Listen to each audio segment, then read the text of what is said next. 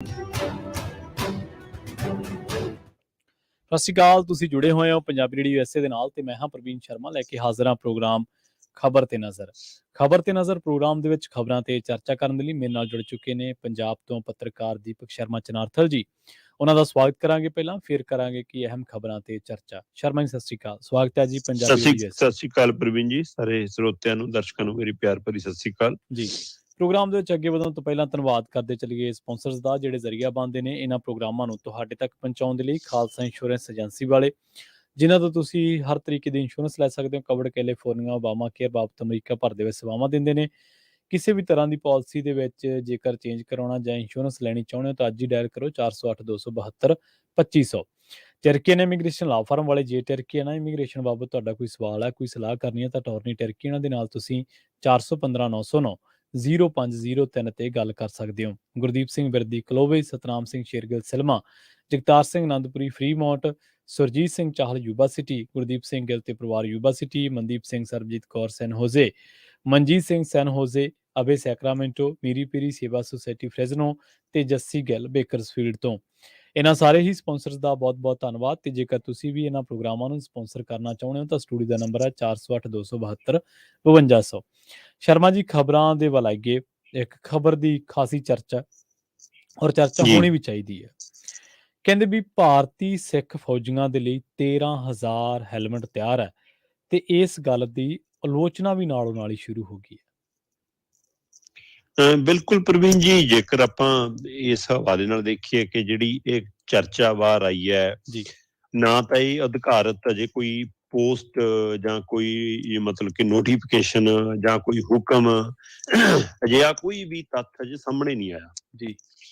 ਮਤਲਬ ਇਹਦਾ ਮਤਲਬ ਸਾਫ਼ ਲੱਗਦਾ ਹੈ ਕਿ ਕੇਂਦਰ ਸਰਕਾਰ ਜਾਂ ਸਾਡਾ ਰੱਖਿਆ ਮੰਤਰਾਲਾ ਇਸ ਮਨਸ਼ਾ ਤੇ ਕੰਮ ਕਰ ਰਿਹਾ ਤੇ ਉਹ ਖੁਦੇ ਕਿ ਕਿੰਨਾ ਕੁ ਟੀਕਾ ਲੱਗਦਾ ਹੈ, ਕਿੰਨੀ ਕੁ ਤਕਲੀਫ ਹੁੰਦੀ ਹੈ, ਕਿੰਨਾ ਕੁ ਰੌਲਾ ਪੈਂਦਾ, ਉਹ ਚੈੱਕ ਕਰਨ ਲਈ ਆਪ ਇਹ ਮਤਲਬ ਸਫਾ ਦੇ ਵਿੱਚ, ਵੱਖ-ਵੱਖ ਸਫਾ ਦੇ ਵਿੱਚ ਇਹ ਚੀਜ਼ ਦਾ ਸੁਨੇਹਾ ਛੱਡ ਦਿੰਦੇ ਨੇ।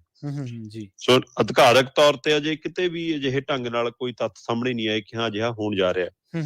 ਪਰ ਜਦੋਂ ਸੰਸਥਾਵਾਂ ਦੇ ਮੁਖੀ ਬੋਲਦੇ ਨੇ, ਜਦੋਂ ਸੰਸਥਾਵਾਂ ਦੇ ਹੈੱਡ ਬੋਲਦੇ ਨੇ, ਕਿਸੇ ਪਾਰਟੀਆਂ ਦੇ ਪ੍ਰਧਾਨ ਬੋਲਦੇ ਨੇ, ਤਾਂ ਉਹ ਆਪਣੇ ਪੱਧਰ ਤੇ ਚੈੱਕ ਪੁਆਇੰਟ ਤਾਂ ਕਰਦੇ ਹੋਣੇ ਨਾ ਬੋਲਣ ਤੋਂ ਪਹਿਲਾਂ ਕਿ ਇਹਨਾਂ ਘਟਨਾਵਾਂ ਦੇ ਤੱਥ ਕੀ ਨੇ।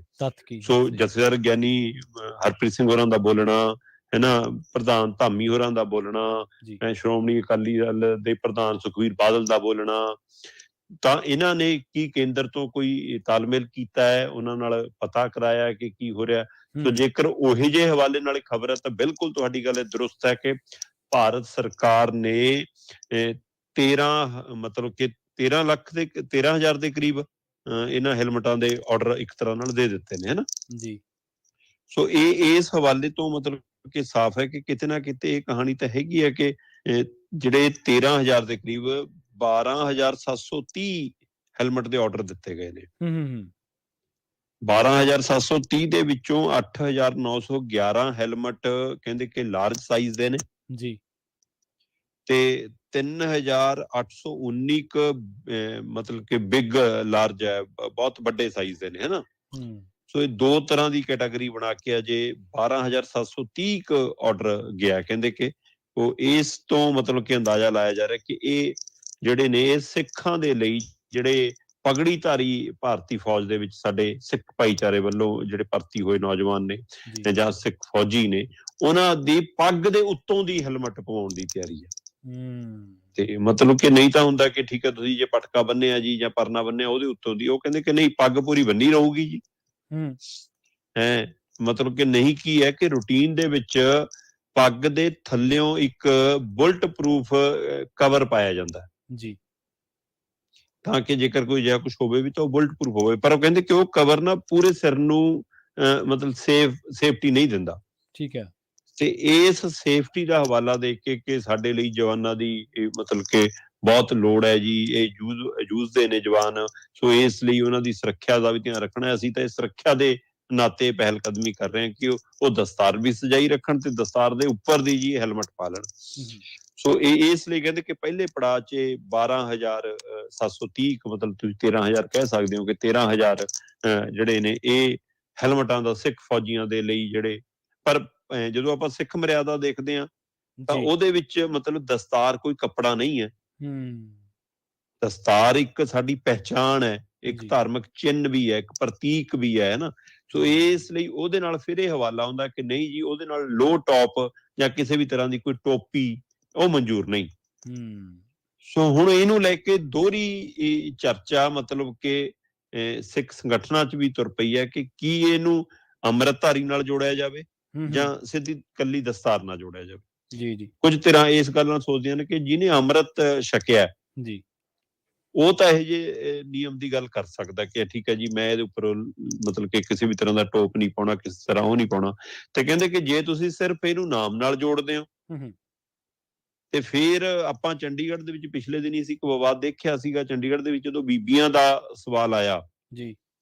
ਕਿ ਬੀਬੀਆਂ ਲਈ ਹੈਲਮਟ ਪਾਉਣਾ ਜ਼ਰੂਰੀ ਹੋਊਗਾ, ਹੂੰ, ਹੂੰ। ਤਦ ਉਹਦੇ ਪਰ ਮਤਲਬ ਕਿ ਇਹ ਇੱਥੇ ਦੀਆਂ ਧਾਰਮਿਕ ਸੰਸਥਾਵਾਂ ਨੇ ਖੂਬ ਮਤਲਬ ਕਿ ਉਸ ਨੂੰ ਲੈ ਕੇ ਰੋਸ ਪ੍ਰਗਟ ਕੀਤਾ ਕਿ ਇਹ ਕਿਵੇਂ ਹੋ ਸਕਦਾ ਕਿ ਤੁਸੀਂ ਸਿੱਖ ਬੀਬੀਆਂ ਨੂੰ ਲੋਟੋ ਪਵਾ ਦੋਗੇ। ਹੂੰ। ਤੇ ਉੱਥੇ ਕਈ ਵਾਰ ਤਰਕ ਵੀ ਚੱਲਿਆ ਕਿ ਭਾਈ ਜਦੋਂ ਐਕਸੀਡੈਂਟ ਹੁੰਦਾ ਹੈ, ਕੁਛ ਹੁੰਦਾ ਹੈ, ਤਦ ਉਹ ਐਕਸੀਡੈਂਟ ਪੁੱਛ ਕੇ ਨਹੀਂ ਹੁੰਦਾ, ਉਹ ਦੇਖ ਕੇ ਨਹੀਂ ਹੁੰਦਾ ਕਿ ਸਿੱਖਾਂ ਦੀ ਕੁੜੀ ਹੈ ਤੇ ਹਿੰਦੂਆਂ ਦੀ ਕੁੜੀ ਹੈ ਜਾਂ ਕਿਸੇ ਹੋਰ ਧਰਮ ਦੀ ਕੁੜੀ ਹੈ। ਤੇ ਉਸ ਸਮੇਂ ਸਵਾਲ ਤਾਂ ਸਿਰਦਾ। ਫਿਰ ਇਹਦੇ ਨਾਲ ਇਹ ਵੀ ਸਵਾਲ ਆਇਆ ਸੀਗਾ ਕਿ ਚੰਡੀਗੜ੍ਹ ਦੇ ਵਿੱਚ ਜਿੰਨੇ ਵੀ ਮੁੰਡੇ ਮੋਟਰਸਾਈਕਲ, ਸਕੂਟਰ, ਦੋ ਪਹੀਆ ਵਾਹਨ ਚਲਾਉਂਦੇ ਨੇ, ਉਹ 'ਚ ਜਿਹੜਾ ਦਸਤਾਰ ਬੰਨ੍ਹਦਾ ਉਹਨੂੰ ਛੂਟ ਹੈ, ਹੂੰ। ਜੀ। ਪਰ ਜਿਹੜਾ ਦਸਤਾਰ ਨਹੀਂ ਬੰਨ੍ਹਦਾ, ਜੇ ਉਹਦੇ ਨਾਲ ਸਿੰਘ ਲੱਗਿਆ, ਉਹ ਵੀ ਤਾਂ ਹੈਲਮਟ ਪਾਉਂਦਾ ਨਾ। ਹੂੰ। ਸੋ ਫਿਰ ਇਹ ਪਹਿਲੂ ਵੀ ਆਇਆ ਤੇ ਇਹ ਇਸ ਤਰ੍ਹਾਂ ਹੁਣ ਇੱਥੇ ਜੇ ਦਸਤਾਰ ਵਾਲਾ ਪਹਿਲੂ ਹੈ ਤਾਂ ਫਿਰ ਦਸਤਾਰ ਤਾਂ ਜਿੰਨੇ ਸਿੱਖ ਫੌਜੀ ਸਾਡੇ ਦਸਤਾਰ ਬੰਨ੍ਹਦੇ ਨੇ ਫਿਰ ਉਹ ਲੋਹ ਟੋਪ ਨਹੀਂ ਪਾਉਣਗੇ। ਹੂੰ। ਉਸ ਨਾਤੇ ਉਹਨਾਂ ਦੀ ਆਪਣੀ ਮਰਿਆਦਾ ਅਨੁਸਾਰ ਉਹ ਮਤਲਬ ਕਿ ਇੱਕ ਤਰ੍ਹਾਂ ਦਾ ਇਹ ਲੱਗਦਾ ਜਿਵੇਂ ਦਸਤਾਰ ਦਾ ਅਪਮਾਨ ਕਰਦੇ ਹੋ। ਤੇ ਜੀ। ਦਸਤਾਰ ਸਹਾਈ ਹੋਈ ਹੈ ਕਿੰਨੇ ਥਾਵਾਂ ਤੇ ਅਸੀਂ ਦੇਖਦੇ ਹਾਂ ਕਿ ਉਹ ਉਸ ਪਗੜੀਧਾਰੀ ਦੀ ਜਿਹੜੇ ਦੂਏ ਬੰਦੇ ਨੇ ਕਿੰਨਿਆਂ ਨੂੰ ਪਾਣੀ ਚੋਂ ਕੱਢ ਕੇ ਬਚਾਉਣ 'ਚ, ਕਿੰਨਿਆਂ ਨੂੰ ਕਿਤੇ ਜੀ, ਜੀ, ਖੂਹ ਚੋਂ ਬਿਲਕੁਲ। ਕੱਢਣ 'ਚ, ਨਹਿਰਾਂ ਚੋਂ ਕੱਢਣ ਦੇ ਵਿੱਚ। ਤੇ ਫਿਰ ਕਿੰਨੀ ਵਾਰ ਪੱਗ ਨਾਲ ਹਾਦਸੇ ਅਸੀਂ ਦੇਖੇ ਨੇ ਕਿ ਜਿਹਨੇ ਪੱਗ ਬੰਨੀ ਸੀ ਉਹਦੇ ਸੱਟ ਨਹੀਂ ਲੱਗੀ ਸਿਰ ਦੀ। ਤੋ ਇਸ ਹਵਾਲੇ ਨਾਲ ਵੀ ਹੈ ਕਿ ਫਿਰ ਜਿੰਨੇ ਪਗੜੀਧਾਰੀ ਨੇ ਉਹ ਨਹੀਂ ਪਾਈ, ਜੇ ਨਾਂ ਨਾਲ ਕਿਸੇ ਸਿੰਘ ਲੱਗਦਾ ਪਰ ਉਹਨੇ ਵਾਲ ਕਟਾਏ ਨੇ ਉਹ ਪਾ ਲਵੇ ਫਿਰ। ਪਰ ਇੱਥੋਂ ਇੱਕ ਅਗਲੀ ਲੇਅਰ ਦੀ ਇਹ ਵੀ ਚਰਚਾ ਆ ਗਈ ਕਿ ਕੀ ਇਸ ਨੂੰ ਤੁਸੀਂ ਅੰਮ੍ਰਿਤਧਾਰੀ ਔਰ ਗੈਰ ਅੰਮ੍ਰਿਤਧਾਰੀ ਨਾਲ ਜੋੜੋਗੇ। ਹੂੰ। ਜੀ, ਸੋ ਜੀ। ਇਸ ਨੂੰ ਲੈ ਕੇ ਇੱਕ ਤਾਂ ਸਿੱਖ ਸਫਾ 'ਚ ਅਜੇ ਇਸ ਨੂੰ ਲੈ ਕੇ ਕਾਫੀ ਕੁਝ ਸਾਫ਼ ਨਹੀਂ ਹੈ। ਕੁਝ ਧਿਰਾਂ ਨੇ ਇਹ ਵੀ ਪੱਖ ਰੱਖੇ ਕਿ ਦੱਸੋ ਵੀ ਜਿਹੜੇ ਸਾਡੇ ਖਿਡਾਰੀ ਵੱਖੋ ਖੇਡਾਂ 'ਚ ਖੇਡਦੇ ਨੇ, ਹੂੰ, ਹੂੰ। ਚਾਹੇ ਕੋਈ ਤੈਰਾਕੀ 'ਚ ਜਾਂਦਾ, ਚਾਹੇ ਕੋਈ ਕ੍ਰਿਕਟ 'ਚ ਜਾਂਦਾ, ਚਾਹੇ ਕੋਈ ਮਤਲਬ ਕਿ ਦੂਸਰੇ ਹਾਕੀ 'ਚ ਜਾਂਦਾ, ਉੱਥੇ ਜੇਕਰ ਪਾਉਣੇ ਪੈਂਦੇ ਨੇ ਤਾਂ ਪਾਉਂਦੇ ਨੇ। ਜੀ। ਤੋ ਕਈਆਂ ਨੇ ਉਹ ਪੱਖ ਰੱਖਿਆ। ਸੋ ਹੂੰ। ਪਰ ਕੁੱਲ ਮਿਲਾ ਕੇ ਇਹ ਜਿਹੜੀ ਮਤਲਬ ਸਿੱਖ ਰੈਜੀਮੈਂਟ ਹੈ ਸਾਡੀ, ਜਾਂ ਮਤਲਬ ਕਿ ਸਿੱਖ ਲਾਈਟ ਇਨਫੈਂਟਰੀ ਹੈ ਜਾਂ ਪੰਜਾਬ ਰੈਜੀਮੈਂਟ ਹੈ, ਇਹ ਸਾਰੀਆਂ ਜਿਹਦੇ ਵਿੱਚ ਉਹ ਇੱਕ ਪ੍ਰਤੀਕ ਹੈ। ਦਸਤਾਰ ਸਾਡੀ ਇੱਕ ਪਹਿਚਾਣ ਹੈ। ਹਾਂਜੀ। ਹੁਣ ਤੁਸੀਂ ਕੱਲ ਨੂੰ ਕਹੋ ਕਿ 26 ਜਨਵਰੀ ਦੀ ਪਰੇਡ ਦੇ ਵਿੱਚ ਸਿੱਖ ਰੈਜੀਮੈਂਟ ਵਾਲੇ ਜੀ ਦਸਤਾਰ ਦੇ ਉੱਪਰੋਂ ਹੈਲਮਟ ਪਾ ਕੇ ਆ ਜਾਣ, ਹੂੰ। ਤਾਂ ਤੁਸੀਂ ਪਹਿਚਾਣ ਖਤਮ ਕਰ ਰਹੇ ਹੋ ਉਹਨਾਂ ਦੀ। ਜੀ, ਜੀ। ਤੇ ਪਰ ਇਸ ਮਸਲੇ ਤੇ ਜਥੇਦਾਰ ਗਿਆਨੀ ਹਰਪ੍ਰੀਤ ਸਿੰਘ ਉਹਨਾਂ ਨੇ ਰੋਸ ਪ੍ਰਗਟਾਇਆ। ਠੀਕ ਹੈ। ਉਹਨਾਂ ਨੇ ਕਿਹਾ ਕਿ ਇਸ ਨੂੰ ਨਜ਼ਰਸਾਨੀ ਕਰਨ ਰਾਜਨਾਥ ਸਿੰਘ ਹੋਰੀ। ਜੀ। ਧਾਮੀ ਹੋਰਾਂ ਨੇ ਰਾਜਨਾਥ ਸਿੰਘ ਨੂੰ ਰੱਖਿਆ ਮੰਤਰਾਲੇ ਨੂੰ ਚਿੱਠੀ ਲਿਖੀ ਹੈ। ਹੂੰ, ਹੂੰ। ਅਕਾਲੀ ਦਲ ਦਾ ਬਿਆਨ ਆ ਗਿਆ ਔਰ ਪੰਥਕ ਧਿਰਾਂ ਦਾ ਬਿਆਨ ਆ ਗਿਆ, ਪਰ ਮੈਂ ਇਹਨੂੰ ਲੋਹ ਟੋਪ ਤੱਕ ਨਹੀਂ ਦੇਖਦਾ ਪ੍ਰਵੀਨ ਜੀ। ਜੀ। ਮੈਂ ਜੋ ਮਹਿਸੂਸ ਕੀਤਾ ਹੈ ਸਾਰੀ ਕਹਾਣੀ ਦੇ ਵਿੱਚੋਂ, ਇਹ ਕਹਾਣੀ ਉਹੀ ਹੈ ਹੂੰ, ਹੂੰ। ਕਿ ਸਿੱਖਾਂ ਨੂੰ ਦੂਰ ਰੱਖੋ। ਜੀ। ਉਹ ਇਹ ਫੌਜ ਚੋਂ ਪੰਜਾਬੀਆਂ ਨੂੰ, ਸਿੱਖਾਂ ਦੇ ਨੌਜਵਾਨਾਂ ਨੂੰ ਬਾਹਰ ਕਰਨ ਦੀ ਵੀ ਇੱਕ ਕਵਾਇਦ ਆ। ਠੀਕ ਹੈ। ਇਸ ਨੂੰ ਮੈਂ ਇਸ ਨਜ਼ਰੀਏ ਤੋਂ ਦੇਖਦਾ ਕਿ ਇਹਨਾਂ ਨੂੰ ਹੌਲੀ ਹੌਲੀ ਮੰਨਫੀ ਕਰੋ। ਜਿਵੇਂ ਆਪਾਂ ਕਹਿੰਦੇ ਆ ਨਾ ਕਿ ਮੁਸਲਿਮ ਭਾਈਚਾਰੇ ਲਈ ਅੱਜ ਕੱਲ੍ਹ ਇਹ ਚੱਲ ਰਿਹਾ ਕਿ ਹਾਂ ਜੀ ਇਹ ਤਾਂ ਗਦਾਰੇ ਨੇ ਜੀ, ਇਹ ਤਾਂ ਦੇਸ਼ ਵਿਰੋਧੀ ਨੇ ਜੀ, ਇਹ ਤਾਂ ਹੂੰ, ਹੂੰ, ਦੇਸ਼ ਹੂੰ। ਧਰੋਹੀ ਨੇ ਜੀ, ਇਹੋ ਜਿਹਾ ਧਰਾਤਲ ਤੇ ਮਾਹੌਲ ਬਣਾਇਆ ਜਾ ਰਿਹਾ। ਉਹ ਜੀ। ਪਤੰਦਰੋਂ ਆਜ਼ਾਦੀ ਦਾ ਇਤਿਹਾਸ ਕੱਢ ਕੇ ਤਾਂ ਦੇਖੋ, ਜੀ, ਬਿਲਕੁਲ। ਤੇ ਉਹ ਇਤਿਹਾਸ ਦੱਸੂਗਾ ਨਾ ਕਿ ਸਭ ਤੋਂ ਵੱਧ ਕੁਰਬਾਨੀਆਂ ਪੰਜਾਬੀਆਂ ਦੇ ਹਿੱਸੇ ਆਈਆਂ 98% ਕੁਰਬਾਨੀਆਂ ਨੇ। ਹੂੰ। 99% ਦੇ ਕਰੀਬ ਉਹ ਕੁਰਬਾਨੀਆਂ ਜਾਂਦੀਆਂ ਨੇ, ਜੀ। ਜਿਹਦੇ ਵਿੱਚੋਂ 88% ਤੋਂ ਵੱਧ ਕੁਰਬਾਨੀਆਂ ਇਕੱਲੇ ਸਿੱਖ ਭਾਈਚਾਰੇ ਦੀਆਂ ਨੇ। ਹੂੰ। ਸੋ ਜਿਹੜੀਆਂ ਕੁਰਬਾਨੀਆਂ ਤੇ ਉਸ ਹਵਾਲੇ ਨਾਲ ਤੁਸੀਂ ਦੇਖਦੇ ਹੋ ਕਿ ਤੇ ਇਸੇ ਤਰ੍ਹਾਂ ਤੁਸੀਂ ਆ ਚੀਨ ਤੇ ਪਾਕਿਸਤਾਨ ਦੀ ਲੜਾਈਆਂ 'ਚ ਕੱਢ ਕੇ ਦੇਖ ਲਓ ਨਾ, ਜੀ, ਜੀ, ਬਿਲਕੁਲ। ਕਿਹਨਾਂ ਦੇ ਮੁੰਡੇ ਮਤਲਬ ਕਿ ਆਏ ਨੇ ਘਰਾਂ ਦੇ ਵਿੱਚ, ਬਿਸਤਰੀ ਆਉਂਦੇ ਸੀ ਉਸ ਟਾਈਮ ਤਾਂ। ਹੂੰ। ਤੇ ਇਸ ਲਈ ਇਸ ਹਵਾਲੇ ਜਦੋਂ ਤੁਸੀਂ ਫੌਜ ਦੇ ਅੰਕੜੇ ਵੀ ਚੈੱਕ ਕਰੋਗੇ ਤਾਂ ਉਹ 'ਚ ਸ਼ਹਾਦਤਾਂ ਸਭ ਤੋਂ ਵੱਧ ਪੰਜਾਬੀਆਂ ਦੇ ਹਿੱਸੇ, ਸਿੱਖ ਨੌਜਵਾਨਾਂ ਦੇ ਹਿੱਸੇ ਆਈਆਂ ਨੇ। ਸੋ ਹੁਣ ਫੌਜ ਦੀ ਬਣਤਰ ਵੀ ਜਿਵੇਂ ਬਦਲਣ ਦੀ ਕਵਾਇਦ ਆ, ਅਗਨੀਪਥ ਭਰਤੀ ਕਰਨ ਵਾਲੀ ਸਕੀਮ ਦੇ ਨਾਲ ਜਿਵੇਂ ਉਥਲ ਪੁਥਲ ਮਚੀ ਆ ਫੌਜ ਦੇ ਅੰਦਰ ਵੀ, ਕਿ ਉਹ ਸਟੈਮਨਾ ਹੀ ਨਹੀਂ ਬਣਨਾ ਫੌਜ ਦਾ, ਉਹ ਜੁਝਾਰੂ ਪਣੇ ਨਹੀਂ ਬਣਨਾ, ਉਹ ਲਗਾਵ ਹੀ ਨਹੀਂ ਹੋਣਾ ਦੇਸ਼ ਨਾਲ, ਹੈਨਾ। ਉਹ ਸਾਰੇ ਪਹਿਲੂ ਲੈ ਕੇ ਜਿਹੜੇ ਪੁਰਾਣੇ ਸਾਡੇ ਫੌਜੀ ਨੇ ਉਹ ਚਿੰਤਤ ਨੇ ਕਿ ਭਾਈ ਇਹ ਤਾਂ ਉਧਰ ਨੂੰ ਗੱਲ ਜਾ ਰਹੀ ਹੈ, ਤੇ ਹੁਣ ਉਹ ਤੋਂ ਅਗਲਾ ਇਹ ਕਦਮ ਆ ਗਿਆ। ਸੋ ਇਸ ਨੂੰ ਇਕੱਲੇ ਮੌਜੂਦਾ ਸਿੱਖ ਫੌਜੀਆਂ ਲਈ ਲੋਹ ਟੋਪ ਵੱਲੋਂ ਵੇਖਣ ਦੀ ਲੋੜ ਨਹੀਂ। ਇਹਦੇ ਨਾਲ ਇਹ ਹੈ ਕਿ ਹੋ ਸਕਦਾ ਕਿ ਜਿਹੜੇ ਧਾਰਮਿਕ ਮਰਿਆਦਾ ਨੂੰ ਮੰਨਣ ਵਾਲੇ ਸਾਡੇ ਸਿੱਖ ਪਰਿਵਾਰ ਨੇ ਉਹ ਕਹਿਣਗੇ ਫਿਰ ਅਸੀਂ ਨਹੀਂ ਭਰਤੀ ਕਰਦੇ ਆਪਣੇ ਮੁੰਡੇ ਫੌਜ 'ਚ ਜੀ। ਪਰ ਪੰਜਾਬ 'ਚ ਜਿੱਥੇ ਕਿਸਾਨੀ ਔਰ ਮਤਲਬ ਕਿ ਜੈ ਜਵਾਨ ਜੈ ਕਿਸਾਨ ਦਾ ਜਿਹੜਾ ਨਾਰਾ ਨਾ, ਉਹ ਨਾਰਾ ਅਸੀਂ ਆਪਣੇ ਪਿੰਡਾਂ 'ਚ ਜਿਉਂਦਾ ਹੁੰਦਾ ਦੇਖਿਆ ਬਾਈ ਜੀ। ਇਹ ਇਕੱਲੇ ਦੇਸ਼ ਭਗਤੀ ਦਾ ਜਜ਼ਬਾ ਨੀਗਾ, ਇਹ ਘਰ ਚਲਾਉਣ ਦੇ ਲਈ ਵੀ ਇੱਕ ਮਜਬੂਰੀ ਹੁੰਦੀ ਸੀ ਕਿ ਜਾਨ ਤਲੀ ਤੇ ਧਰ ਕੇ ਜਾਂਦੇ ਨੇ ਸਿੱਖ ਨੌਜਵਾਨ ਜਾਂ ਪੰਜਾਬੀ ਨੌਜਵਾਨ ਜਾਂ ਫੌਜ 'ਚ ਭਰਤੀ ਹੋਣ ਵਾਲੇ ਲੋਕ ਜੀ। ਸੋ ਪਰਿਵਾਰਾਂ ਨੂੰ ਆਰਥਿਕ ਮਜ਼ਬੂਤੀ ਦੇਣ ਲਈ ਵੀ ਇਹ ਮਤਲਬ ਅਗਲਾ ਕਹਿੰਦਾ ਕਿ ਕੋਈ ਨਾ 10ਵੀਂ ਪੜ੍ਹ ਲਈ ਮੁੰਡੇ ਨੂੰ, ਪਹਿਲਾਂ ਫੌਜ ਦਾ ਭਰਤੀ ਕਰਾਓ, ਘਰ ਦੀ ਹਾਲਤ ਤਾਂ ਸੁਧਰੇ। ਸੋ ਇਹ ਪਹਿਲੂ ਵੀ ਹੈ। ਸੋ ਇਹ ਕੀ ਪੰਜਾਬ ਨੂੰ, ਪੰਜਾਬ ਦੀ ਨੌਜਵਾਨੀ ਨੂੰ, ਸਿੱਖ ਪਰਿਵਾਰਾਂ ਨੂੰ, ਸਿੱਖ ਨੌਜਵਾਨਾਂ ਨੂੰ ਭਾਰਤੀ ਫੌਜ ਚੋਂ ਦੂਰ ਕਰਨ ਦੀ ਕੋਈ ਸ਼ਰਾਰਤ ਤਾਂ ਨਹੀਂ ਇਹਦੇ ਪਿੱਛੇ, ਇਹ ਲੰਮਾ ਸਮਾਂ ਬਾਅਦ ਇਹਦਾ ਅਸਰ ਨਜ਼ਰ ਆਵੇ ਜੀ। ਸੋ ਇਸ ਨੂੰ ਇਸ ਕਵਾਇਦ ਵਜੋਂ ਵੀ ਇਹ ਦੇਖਣ ਸਮਝਣ ਦੀ ਲੋੜ ਹੈ। ਤੁਸੀਂ ਪਿਛਲੇ ਦਿਨੀ ਪੰਜਾਬ 'ਚ ਭਰਤੀ ਹੋਈ ਆ ਪ੍ਰਵੀਨ ਜੀ, ਚੰਦ ਦਿਨ ਪਹਿਲਾਂ ਦੀ ਗੱਲ ਹੈ, ਮੇਰੇ ਕੋਲ ਬਕਾਇਦਾ ਮੁੰਡਿਆਂ ਦੇ ਸਕਰੀਨਸ਼ਾਟ ਆਏ, ਸਾਰਾ ਕੁਝ ਆਇਆ। ਉਹਦੇ ਵਿੱਚ ਕੀ ਹੈ ਕਿ ਕਰੋਨਾ ਕਾਲ ਦੇ ਦੌਰਾਨ ਜਿਹੜੇ ਮੁੰਡਿਆਂ ਨੇ 10ਵੀਂ 12ਵੀਂ ਕੀਤੀ ਹੋਈ ਹੈ ਜੀ, ਉਹ ਮੁੰਡੇ ਭਰਤੀ ਹੋਣ ਗਏ। ਉਹ ਮੁੰਡਿਆਂ ਨੇ ਫਿਜ਼ੀਕਲ ਟੈਸਟ ਪਾਸ ਕਰ ਲਏ, ਮੈਡੀਕਲ ਟੈਸਟ ਪਾਸ ਕਰ ਲਏ, ਰੇਸ 'ਚ ਹੋ ਗਏ, ਸਾਰੀਆਂ ਖੇਡਾਂ 'ਚ ਹੋ ਗਏ, ਸਾਰੀ ਤਰ੍ਹਾਂ ਫਿੱਟ ਆ ਗਏ। ਜਦੋਂ ਦਸਤਾਵੇਜ਼ੀ ਚੈਕਿੰਗ ਆਈ ਉਹਦੇ ਵਿੱਚ 80% ਉਹ ਪੰਜਾਬੀ ਬੱਚੇ ਬਾਹਰ ਕਰ ਦਿੱਤੇ, ਮਤਲਬ ਕਿ ਉਹ ਕੁੱਲ ਦੇ ਵਿੱਚੋਂ ਉਹ ਬੱਚੇ ਸਾਰੇ ਬਾਹਰ ਹੋ ਗਏ, ਉਹ 'ਚ 80% ਉਹ ਨਫਰੀ ਆ ਗਈ ਜਿਨ੍ਹਾਂ ਨੇ ਕਰੋਨਾ ਕਾਲ ਦੇ ਵਿੱਚ 10ਵੀਂ 12ਵੀਂ ਕੀਤੀ। ਠੀਕ ਹੈ, ਕਾਰਨ ਉਹ ਸਰਟੀਫਿਕੇਟ ਸਿੱਧਾ ਪ੍ਰਿੰਟ ਕੱਢਿਆ ਹੋਇਆ, ਆਨਲਾਈਨ ਪ੍ਰਿੰਟਿੰਗ ਹੈ।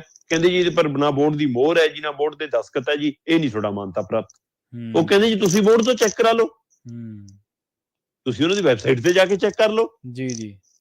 ਕਿ ਜਦੋਂ ਮਿਲਿਆ ਹੀ ਇਹੀ ਹੈ ਸਾਨੂੰ, ਜਦੋਂ ਸਕੂਲ ਵਾਲੇ ਮੰਗਦੇ ਕਿ ਅਸੀਂ ਲਿਆਓ ਜੀ ਸਰਟੀਫਿਕੇਟ, ਬਾਅਦ 'ਚ ਅਸੀਂ ਮੋਹਰਾਂ ਲਵਾ ਕੇ ਦਿੰਦੇ, ਕਹਿੰਦੇ ਉਹ ਸਕੂਲ 'ਚ ਜਾਓ ਤਾਂ ਕਹਿੰਦੇ ਮਾਨਤਾ ਪ੍ਰਾਪਤ ਹੈ ਜੀ, ਤੇ ਬਾਕੀ ਵਿਭਾਗਾਂ 'ਚ ਚੱਲਿਆ, ਫੌਜ ਨੇ ਉਹਨੂੰ ਮਾਨਤਾ ਨਹੀਂ ਦਿੱਤੀ ਜੀ। ਤੇ ਪੰਜਾਬ 'ਚ ਭਰਤੀ ਤੇ ਪੰਜਾਬ ਦੇ ਮੁੰਡੇ ਘਰਾਂ ਨੂੰ ਬਰੰਗ ਮੁੜੇ ਨੇ।